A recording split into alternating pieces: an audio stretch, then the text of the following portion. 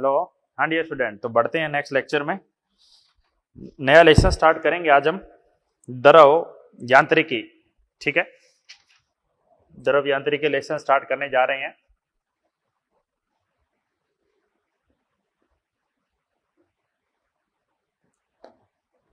नया लेसन, नया टॉपिक, द्रव यांत्रिकी।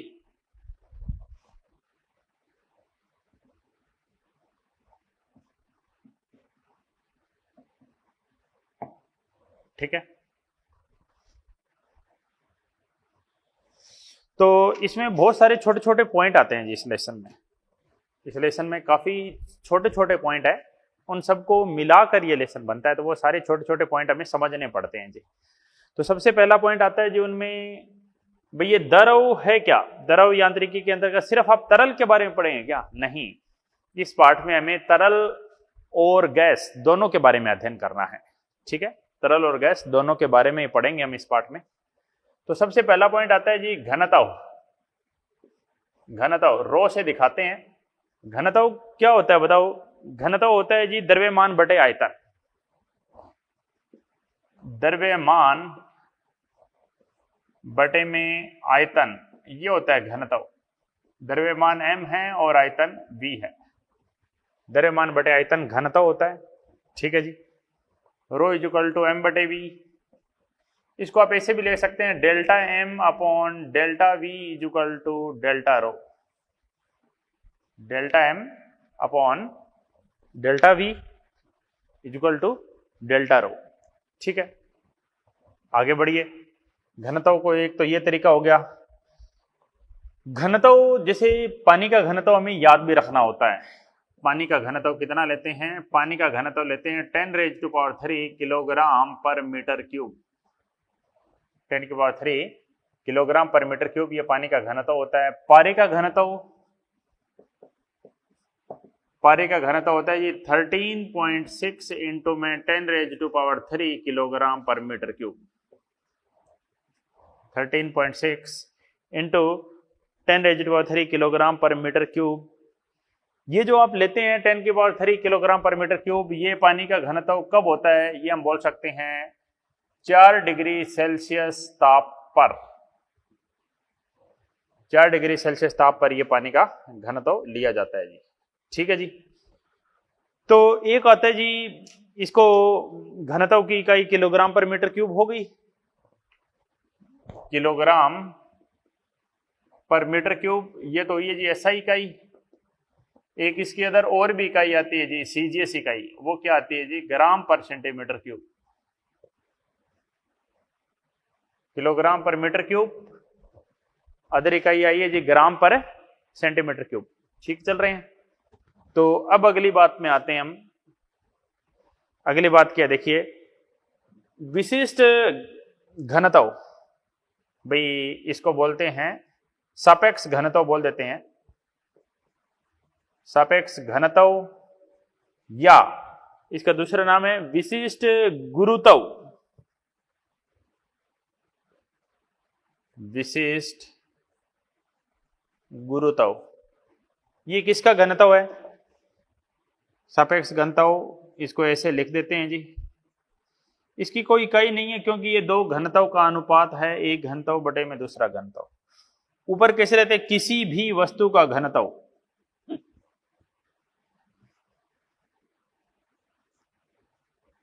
किसी भी वस्तु का घनत्व भाग किससे देते हैं? पानी के घनत्व से भाग देते हैं जी उसको, पानी के घनत्व से। ये फार्मूला है जी। ठीक है, भी किसी भी वस्तु का घनत्व बटे में पानी का घनत्व, ये है जी सापेक्ष घनत्व।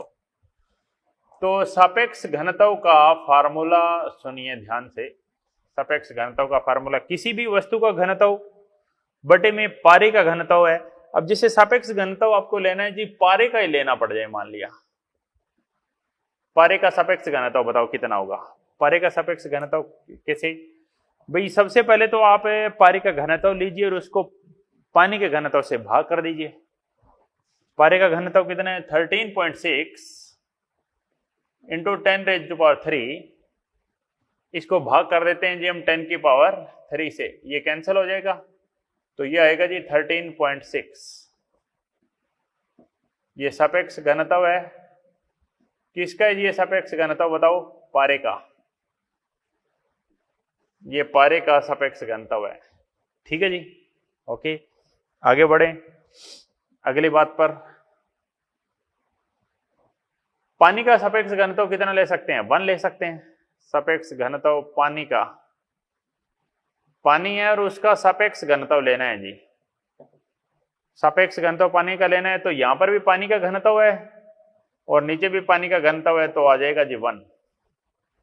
पानी का सापेक्ष घनत्व 1 है। सापेक्ष घनत्व की इकाई नहीं होती है क्योंकि घनत्व बटे घनत्व है,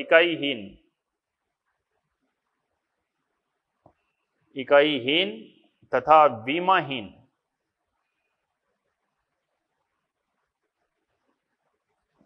इकाईहीन है और विमाहीन भी है। ठीक है, अगली बात पे आ जाइए। पानी का घनत्व जो आप बोलते हैं 10⁻³ किलोग्राम पर मीटर क्यूब, इसको आप ऐसे बोल सकते हैं 10⁻³ kilogram per metre cube. Kilogram को किस में बदल सकते हैं? ग्राम में। कितने ग्राम? 1000 ग्राम।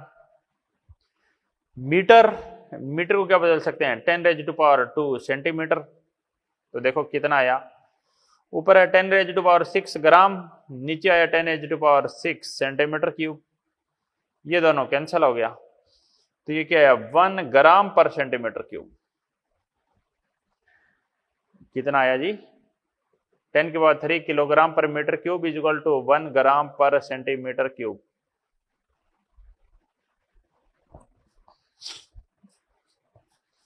Is equal to 1 gram per centimetre cube. कोई कंफ्यूजन? No problem? कोई बात पूछनी हो? ठीक है, आगे बढ़ते हैं। नेक्स्ट अगले पॉइंट पर आते हैं जी।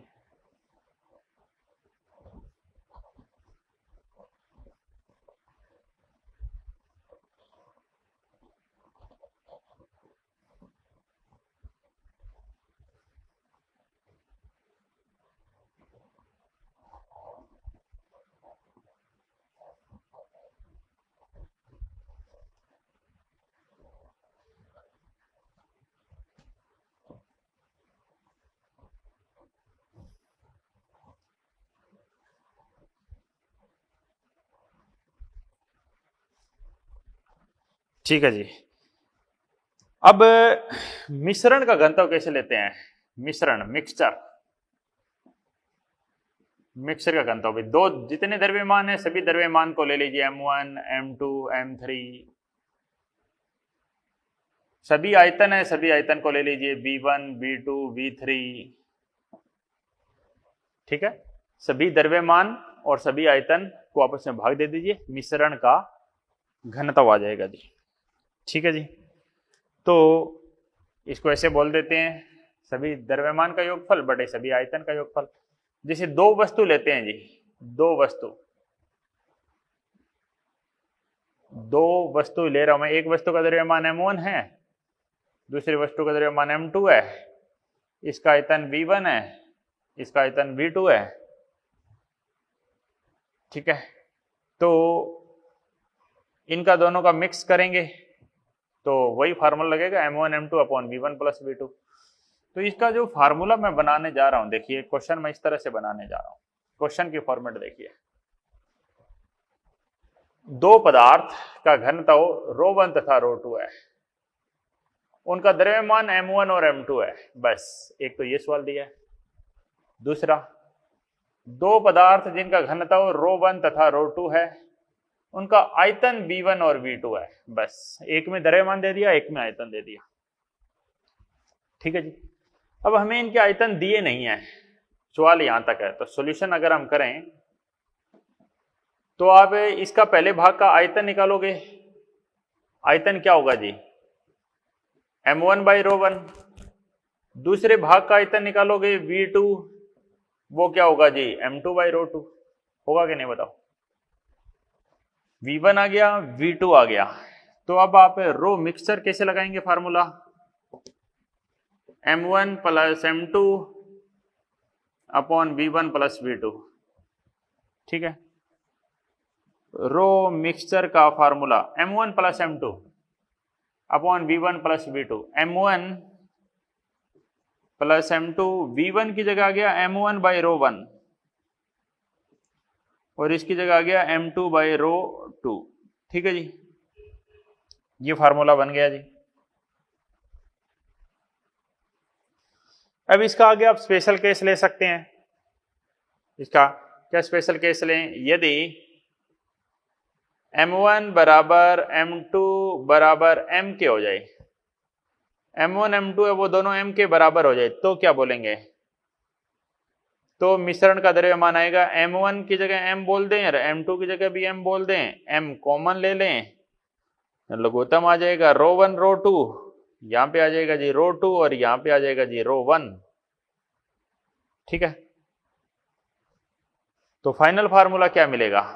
फाइनल फार्मूला मिलेगा 2m अपॉन m, ऊपर चला जाए रो 1 रो 2 और नीचे आ गया रो 1 प्लस रो 2, m से m कैंसिल। तो मिश्रण का द्रव्यमान आ गया जी 2 times of rho 1 row 2, 2 times of rho 1 row 2 upon row 1 plus रो 2। कोई confusion? 2 times of rho 1 row 2 upon row 1 plus रो 2, ये आंसर आ जाएगा। अब इस फार्मूले पे जाएं, इस फार्मूले में जाएं, देखो फिर सॉल्यूशन करें। फार्मूला तो ये लगेगा रो मिक्सर का m1 plus m2 upon v1 plus v2। इस बार v1 v2 तो हमें दिया हुआ है, द्रव्यमान नहीं दिया। फार्मूला क्या होता है? m बाई v, तो m की जगह क्या ले सकते हैं? रो v। m की जगह क्या ले सकते हैं? रो v। तो क्या यार रो 1 v1 रो 2 v2। ठीक है, ये फाइनल फार्मूला आ गया। अब इसमें भी हम स्पेशल केस ले सकते हैं। यदि v1 बराबर v2 बराबर v के हो जाए, तो रो मिक्सर कितना हो जाएगा बताओ? v1 बराबर v2 बराबर v हो जाए तो row 1 v row 2 v v plus v। देखो क्या फार्मूला मिलेगा मिक्सर का,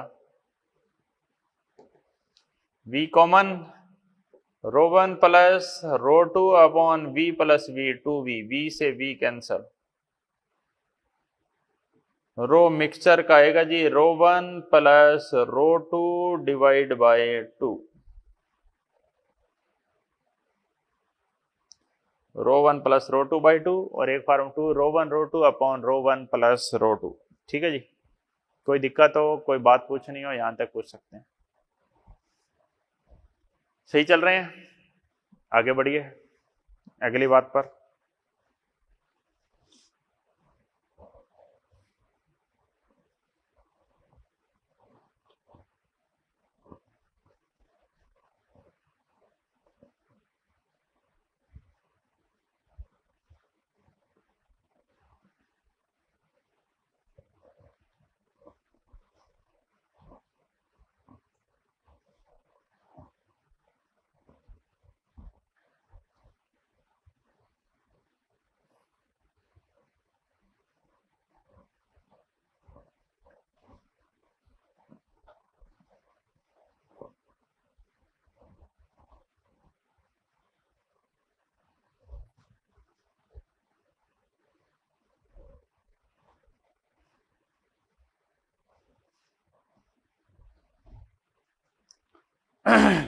ठीक है जी,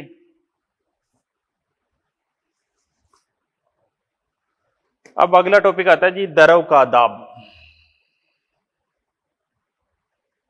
द्रव का दाब,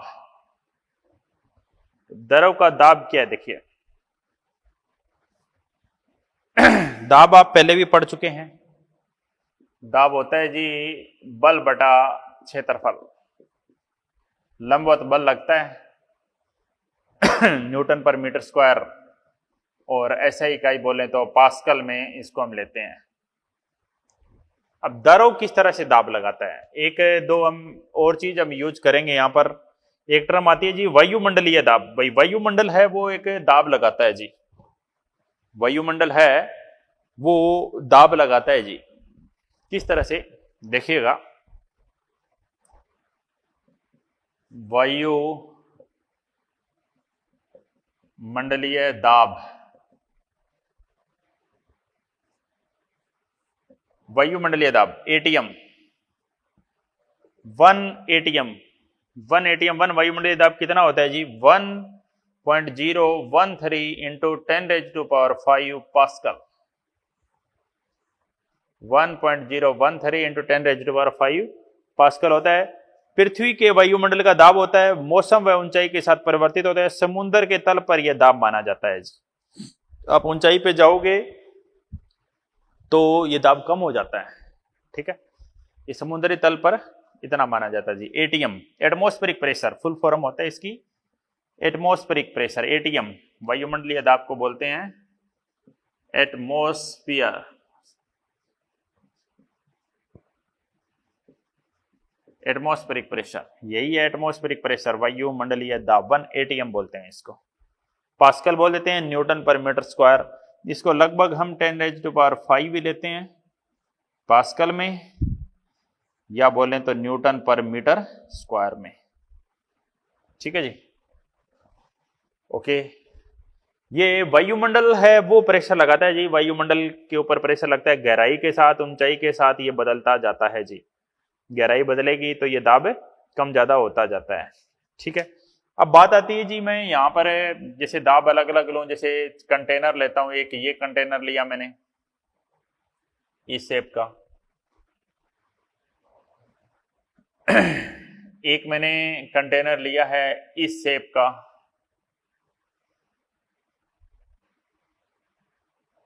और एक मैंने कंटेनर लिया है इस शेप का।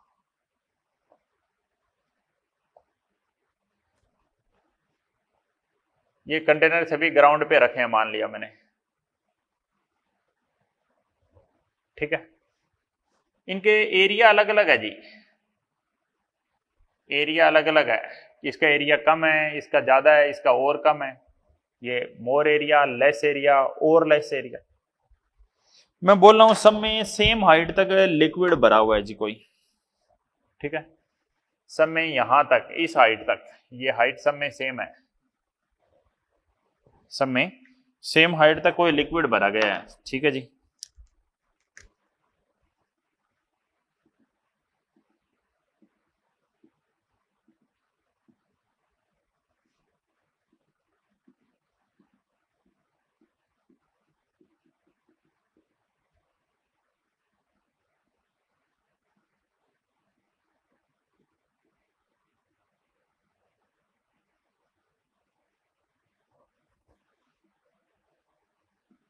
सेम हाइट तक सब में लिक्विड भरा गया है। ये हाइट कितनी ले सकते हैं, इस हाइट को आप ग्राउंड से ऊपर की हाइट है, इस हाइट को आप h से डिनोट कर सकते हैं जी, ठीक है। सबकी डेंसिटी सेम है, सब जगह लिक्विड सेम है। तो अगर आपसे पूछ ले, जैसे मैं बोलूं ये A पॉइंट है, ये मैं बोलूं B पॉइंट है, ये मैं बोलूं C पॉइंट है, A B और C पॉइंट में प्रेशर के बारे में बात करें, किस पे ज्यादा होगा, A पे या B पर या C पर? प्रेशर तीनों जगह बराबर होगा जी, क्योंकि एटमॉस्फेरिक प्रेशर क्या होता है, एटमॉस्फेरिक प्रेशर ये एक टर्म आती है जी, ये आगे जाके आपको ये फार्मूले का डेरिवेशन मिलेगा। प्रेशर होता है जी रो जी एच, ठीक है, फोर्स अपॉन एरिया। और अगर आप एटमॉस्फेरिक प्रेशर ले रहे हो, एटीएम प्रेशर, एटमॉस्फेरिक प्रेशर ले रहे हो, तो आपके पास यहां पर फार्मूला आएगी रो नोड इंटू जी एच। ये किसकी है, डेंसिटी ऑफ मरकरी है जी, ये डेंसिटी ऑफ मरकरी। मरकरी मतलब पारा, पारे का घनत्व। मरकरी क्या होता है, पारा होता है। बार बार मैं इस वर्ड का प्रयोग भी करूंगा तो आप ध्यान रखना। मरकरी पारा एच जी से दर्शाते हैं, एच जी सिंबल होता है ना पारे का। तो जो वैल्यू आई थी ना वो यहां से आती है जी 1 एटीएम। 1 एटीएम क्या होता है?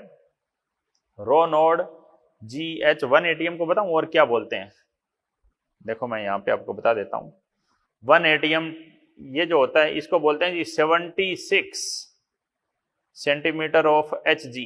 मतलब इसको ऐसे बोलते हैं पारे के स्तंभ की ऊंचाई 76 सेंटीमीटर हो तो वह एक वायुमंडलीय दाब होता है।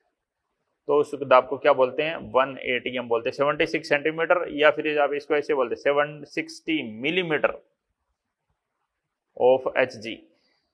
ठीक है, पारे स्तंभ की ऊंचाई 760 सेंटीमीटर बोले, 76 सेंटीमीटर या 760 मिलीमीटर, बात तो एक ही है। तो आप अगर रो नोड की वैल्यू पुट करें, रो नोड घनत्व है 13.6 इंटू 10⁻³ जी की वैल्यू 10 है। और ऊंचाई कितनी लें? ऊंचाई मरकरी के स्तंभ की ऊंचाई अगर हम 76 सेंटीमीटर लें, सेंटीमीटर को आप मीटर में बदलें, डिवाइड बाई 100 कर दें। इसको अगर आप सोल्व करते हैं 13.6 इंटू में 76 इंटू में 10⁻³ थी, एक कम होगी 10⁻²। तो इसको अगर आप मल्टीप्लाई करेंगे तो लगभग ये डाटा आएगा जी 1.03 इंटू 10⁵ समझ गए भाई? वायुमंडलीय दाब सब में सेम है और जो यहां का मैं दाब ले रहा हूं, देखो वायुमंडल ने तो सब पे सेम दाब लगाया, ठीक है जी, फिर भी आप कहोगे इनका दाब अलग कैसे हुआ? क्योंकि सब में घनत्व समान है और सब में ऊंचाई बराबर है। इसका फार्मूला मैं क्या लिखूंगा भाई? सब में सबकी वैल्यू क्या है? पी नोड तो था ही था, प्लस एक्स्ट्रा दाब क्या आया? रो जी एच। ये उस तरल का घनत्व है। रो एल लिक्विड लिख सकते हैं हम, एल फॉर लिक्विड। ठीक है, समझो एक बार स्क्रीनशॉट लो और अच्छे से समझाता हूं मैं।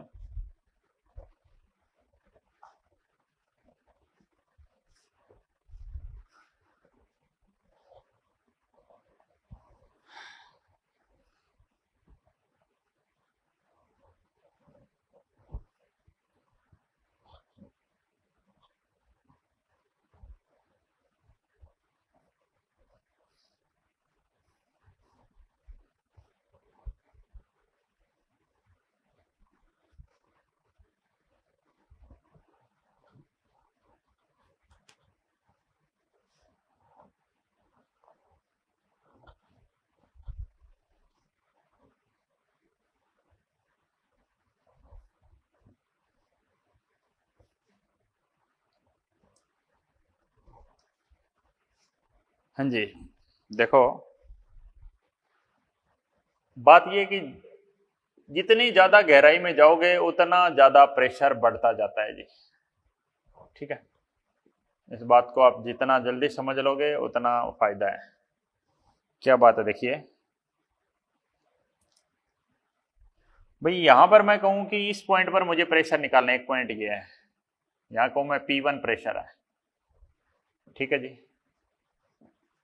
अब कोई एक पॉइंट और ले लूं, मैं यहां पर बोलूं मैं P2 प्रेशर है।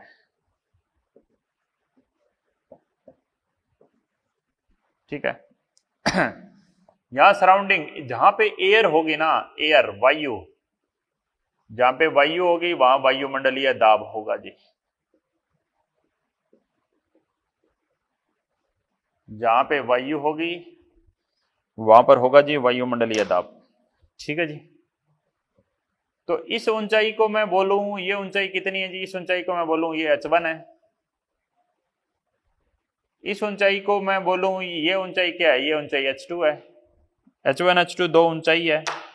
ठीक है, तो कैसे लेंगे जी P1 P2 को?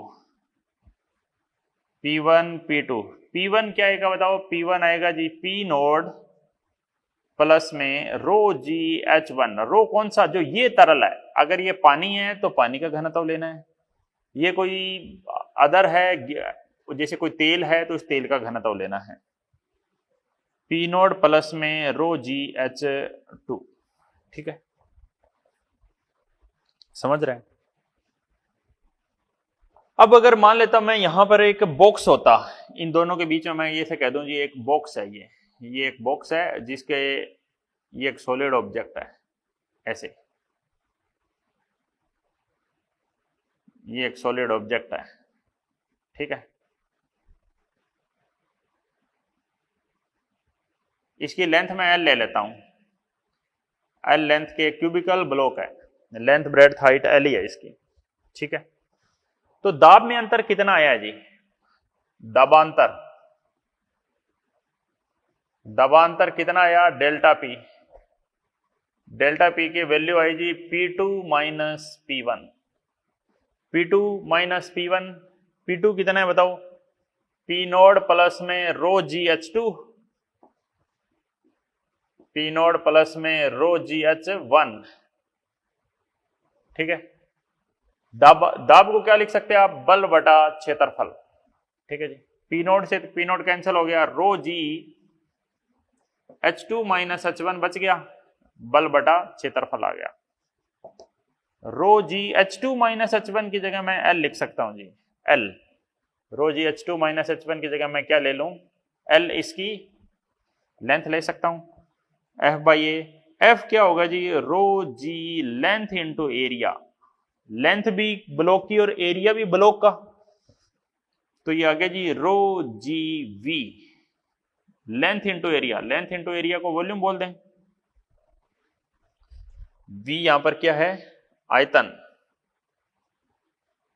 आयतन वी लंबाई गुणा में क्षेत्रफल, लंबाई गुणा क्षेत्रफल आयतन हो जाएगा जी, ठीक है। तो ये कौन सा बल आया? ये उत्प्लावन बल आया है जी। तो ये किसका फार्मूला आया है? उत्प्लावन बल।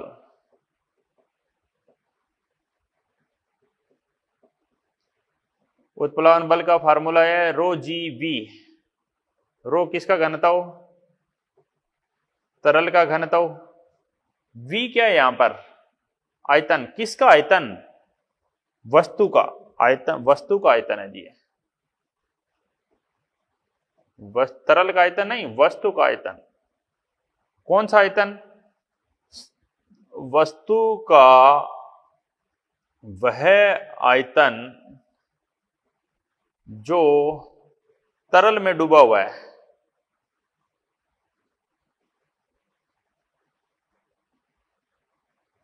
वस्तु का वह आयतन जो तरल में डूबा, इसलिए इस फार्मूले को आप ऐसे भी बोल सकते हैं जी।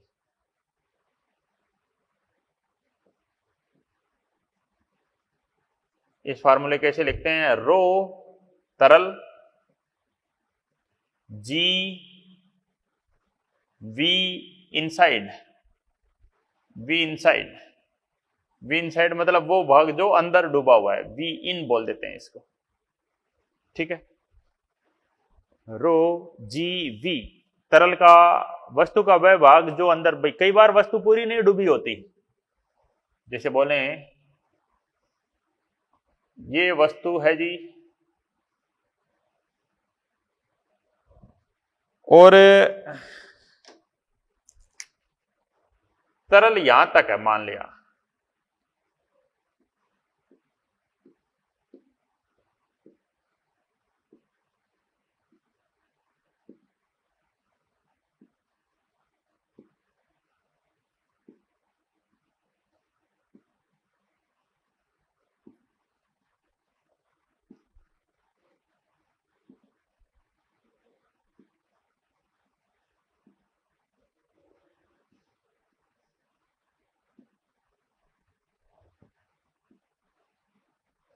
ठीक है।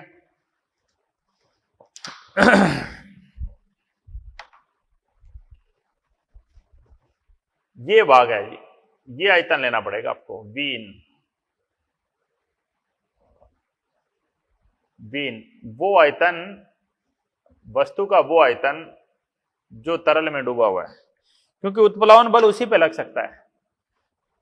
भाई तरल है वो कभी उछल कर बल यहां नहीं लगा सकता जी, यहां पे बल थोड़ी लगा देगा, तरल तो इसी भाग पे बल लगाता है। और ये बल कहां लगता है? ये बल ऊपर लगेगा जी, उत्प्लावन बल, बायोंसी फोर्स बोलते हैं इसको। उत्प्लावन बल को एफ बी से भी दर्शाते हैं जी, F B, rho G V, उत्प्लावन बल, बायोंसी फोर्स, इसका फार्मूला होता है रो जी वी, ठीक है। कोई दिक्कत, कोई बात समझ ना आई हो स्क्रीनशॉट ले लीजिए इसका।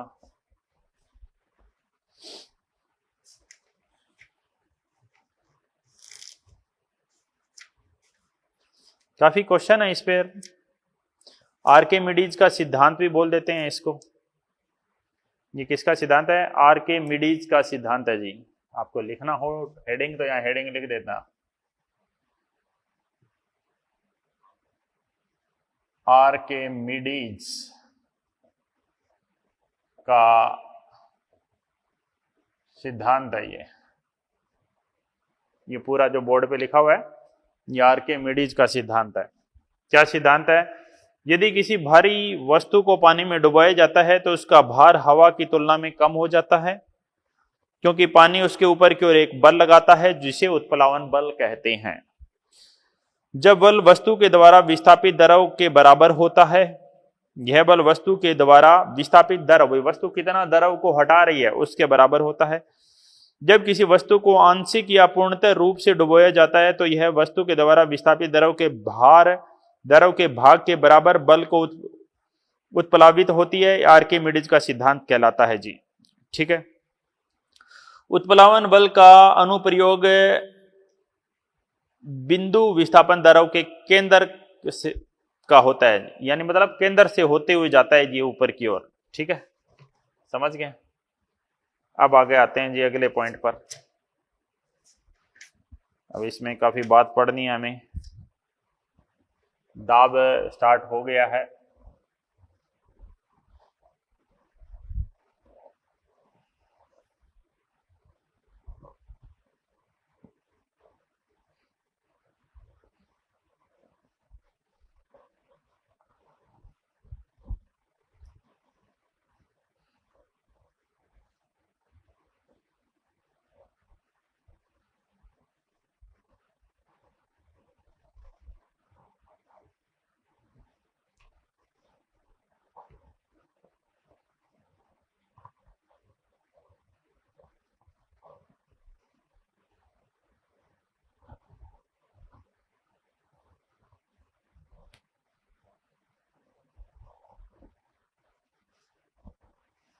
हाँ जी, तो दाब मापी सबसे पहले आता है जी। एक दाब मापी आता है जी, दाब मापी। दाब मापी क्या होता है जी?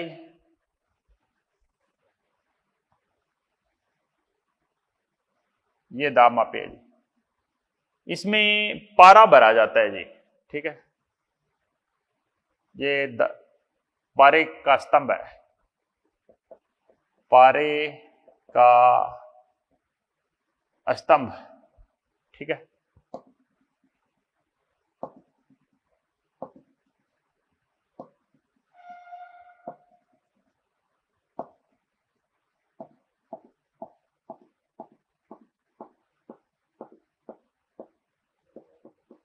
ये ऊंचाई है जी h। तो दाब मापी होता है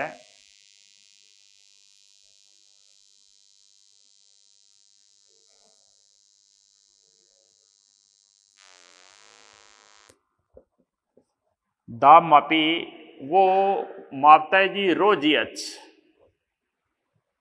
रो किसकी? पारे की। एच ये ऊंचाई है। ठीक है, ये ऊंचाई अगर ये एक वायुमंडलीय दाब करना है तो इसको 1 एटीएम प्रेशर कहेंगे। तो ये जो रो जी एच है ये एच कितना हो जाएगा उस टाइम ये एच हो जाएगा जी 76 centimetre of H G. 76 centimetre of H G, या बोले 760, ये वैल्यू हो जाएगी जी। समझ पा रहे हैं भाई? 760 सेंटीमीटर ऑफ एच जी या 760 है मिलीमीटर ऑफ एच जी हो जाएगा। ठीक है, तो समझिए बात क्या है।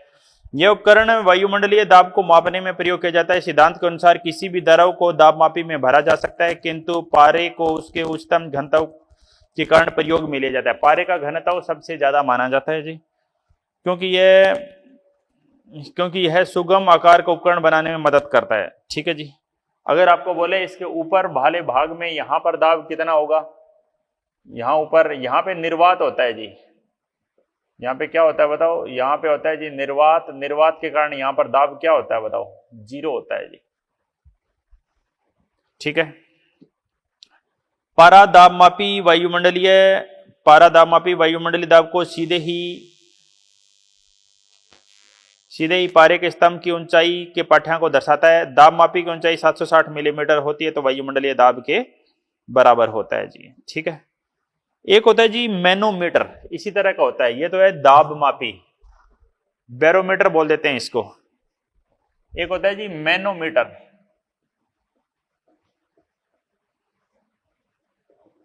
मैनोमीटर क्या होता है देखो मैं आपको बताऊं, वो दाब मापता था, ये दाबांतर मापता है, दाब का अंतर मापता है, ऐसे कहीं देखो।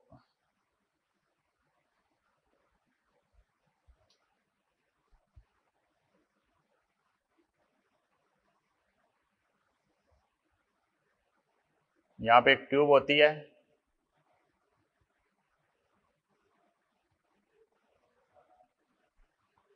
ठीक है जी।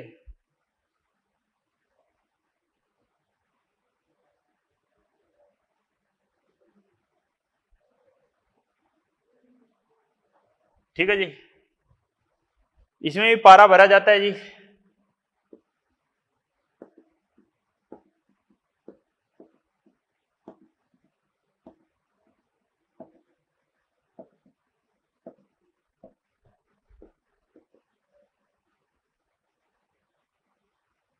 मान लेते हैं ऊंचाई तक पारा चढ़ जाता है जी इसमें।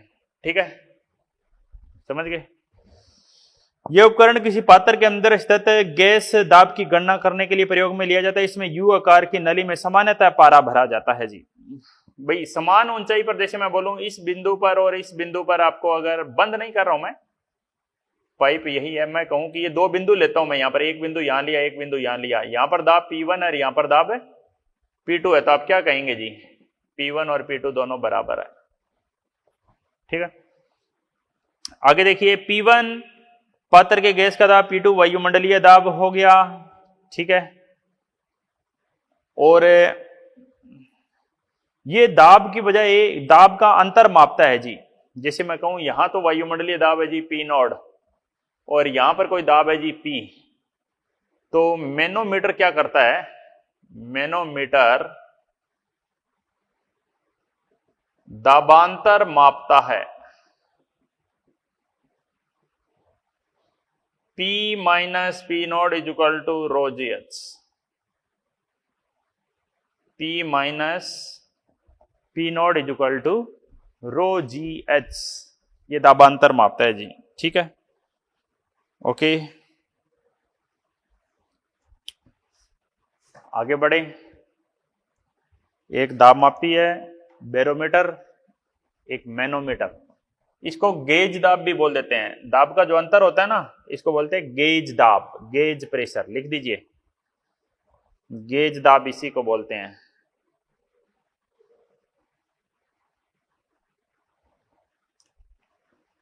ठीक है,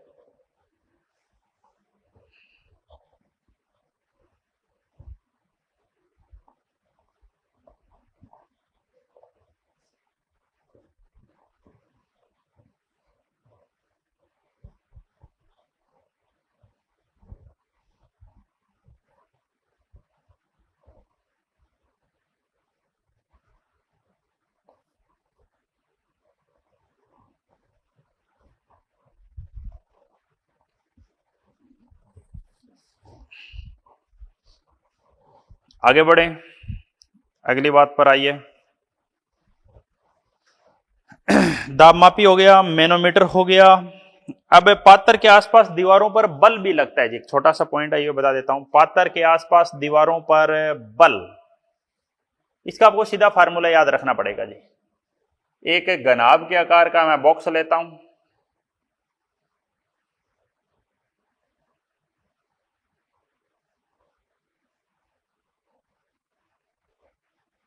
ये घनाभ के आकार का बॉक्स है, h उसकी ऊंचाई है, ए उसकी ये लेंथ है, बी उसकी ये लेंथ है, एच उसकी ये लेंथ है, ठीक है। बल आसपास की दीवारों पर लंबवत दिशा में लगता है, तो क्या कितना बल लेगा दीवारों पर, पातर की दीवारों पर लगने वाला बल, पातर की दीवारों पर कितना बल लगेगा, ठीक है। तो पहले देखिए डीएफ, पातर की दीवारों पर बल क्या होगा जी,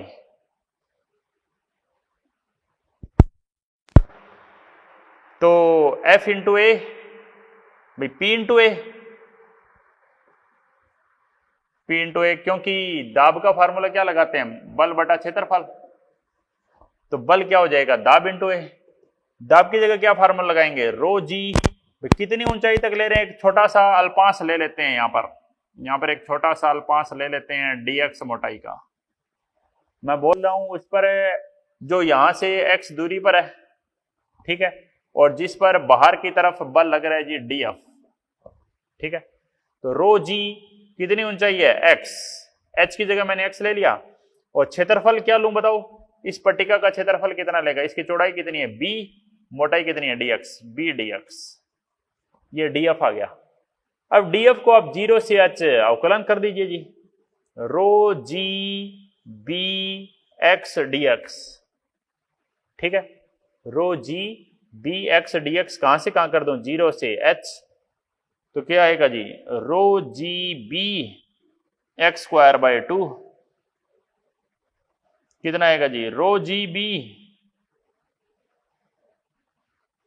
rho G B H square by 2, ये दाब लगेगा जी, ठीक है। अब आता है आसपास की दीवारों पर औसत दाब। अब आसपास की दीवारों पर ये तो था बल, इधर भी समाकलन कर देंगे तो ये एफ आ जाएगा जी, तो एफ का ये सूत्र आ जाएगा, आसपास की दीवारों पे लगने वाला बल है जी ये। अब आसपास की दीवारों पे लगने वाला दाब, आसपास की दीवारों पर लगने वाला औसत दाब, औसत दाब, तो दाब क्या है जी, बल बटा क्षेत्रफल,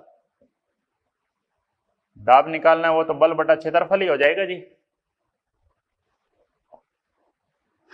ठीक है।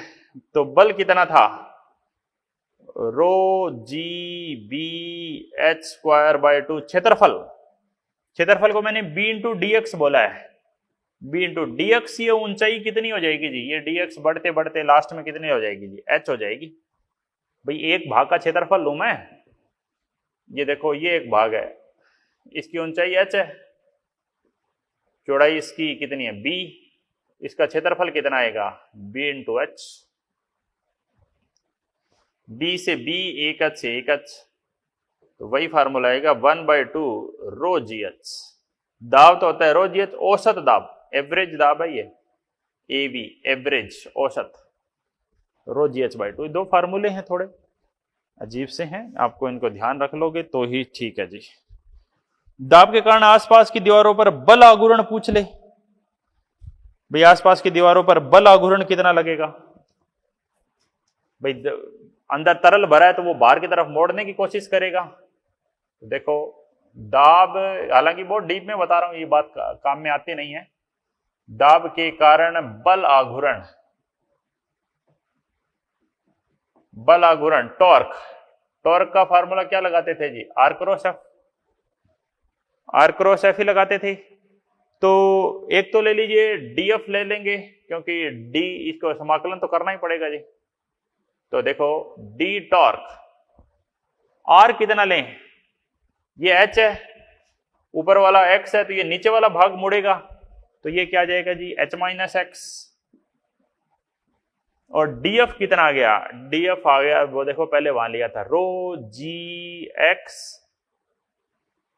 बी डी एक्स, रो जी एक्स, रो जी एक्स बी डी एक्स, ठीक है जी। तो अभी आप यहां से क्या कर दीजिए, इसका समाकलन कर दीजिए जी, इसका समाकलन कर दीजिए 0 से h तक समाकलन कर देंगे। तो ये तो आ गया डी टॉर्क, बल आघूर्ण है। इसको मल्टीप्लाई करो, क्या आएगा, रो जी एच रो जी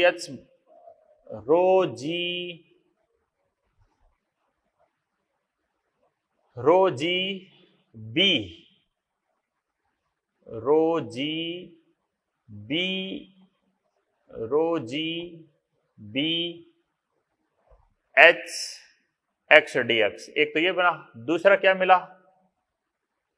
rho G B X square D X. यहां पे एच आ गया था, दूसरे में एच नहीं है, तो बस ओपन करते हैं, यहां से आ जाएगा। कहां से कहां करें, 0 से एच, 0 से एच। देखो डी टॉर्क का कितना आ गया जी, टॉर्क आ गया, रो जी बी एच को बाहर ले लिया, एक्स का आ जाएगा कितना, एक्स स्क्वायर बाय 2, 0 से एच। इसका क्या गया, रो जी बी, इसका गया एक्स की पावर 3/3, 0 से एच। समझ गए, रो बाहर, जी बाहर, बी बाहर, ठीक है। एच इंटू में ऊपर वाली वैल्यू रखेंगे तो क्या आएगा, एच स्क्वायर बाय 2, निमन रखेंगे तो 0 हो जाएगा, रो जी बी बाहर हो गया, एच की पावर 3/3। तो क्या फार्मूला है, रो G B 3 × 2 6, 3h³ minus 2h³, कितना आ गया, रो जी बी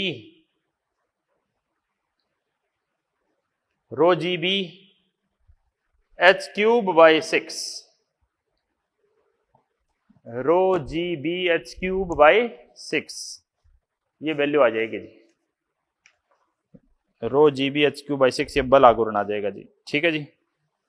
अब पास्कल का सिद्धांत बचता है एक हमारे पहले 5 टॉपिकों में से, छोटे छोटे टॉपिक थे, पास्कल के सिद्धांत के कुछ क्वेश्चन है वो हम कर रहे हैं।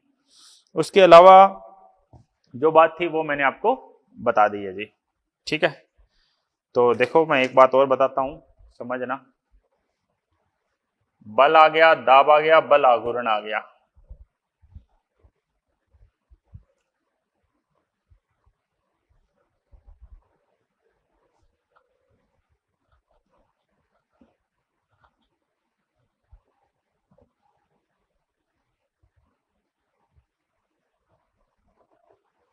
तो अगली बात क्या है,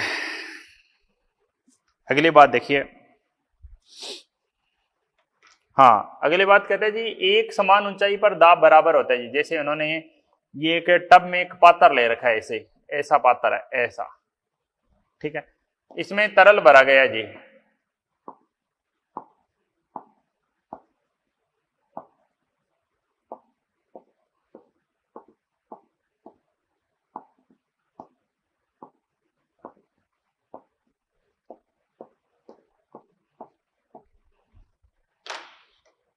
तो ए और बी दो बिंदु ले लें, यहां पर वायुमंडलीय दाब है, यहां पर वायुमंडलीय दाब है, ये बिंदु बी है और ये बिंदु ए है। मैं कहूं ये समान ऊंचाई है दोनों की,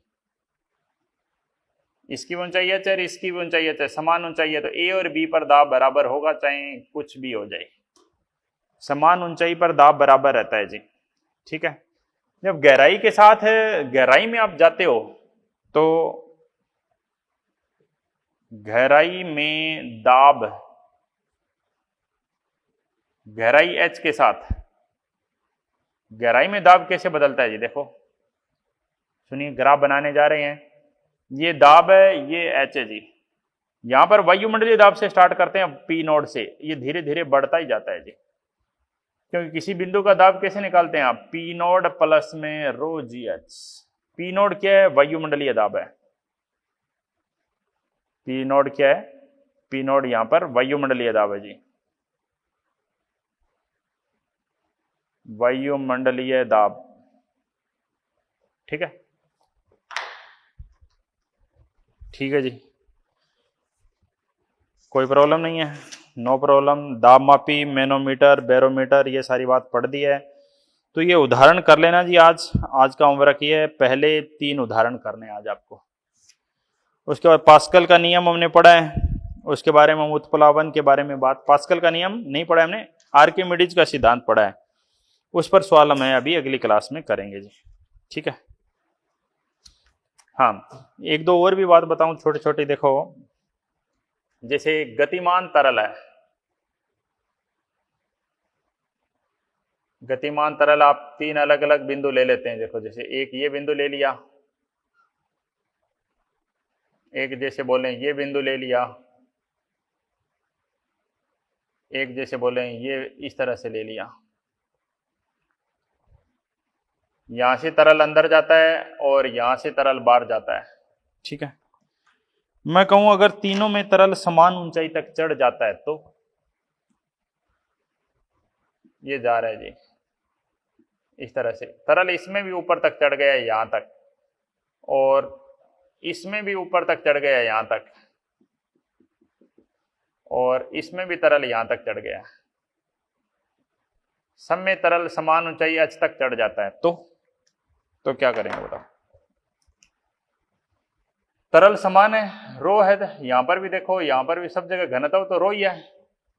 तो तीनों के नीचे जो दाब होगा ना, अगर मैं कहूं ये बिंदु A है, मैं कहूं ये बिंदु B है, मैं कहूं ये बिंदु C है, तो दाब तीनों बिंदुओं पर बराबर होगा जी, रो जी एच। ठीक। लेकिन परंतु पी नोड प्लस रो जी एच बोलना चाहिए था वैसे। ये पी नोड तो रहेगा ही रहेगा, परंतु क्या बल भी बराबर है? नहीं, बल बराबर नहीं है। बल तीनों पे अलग अलग है, तीनों पे दाब बराबर है। कोई कंफ्यूजन? ठीक है। तो आपका आज का होमवर्क यही है बस। पहले एग्जाम्पल 1 2 3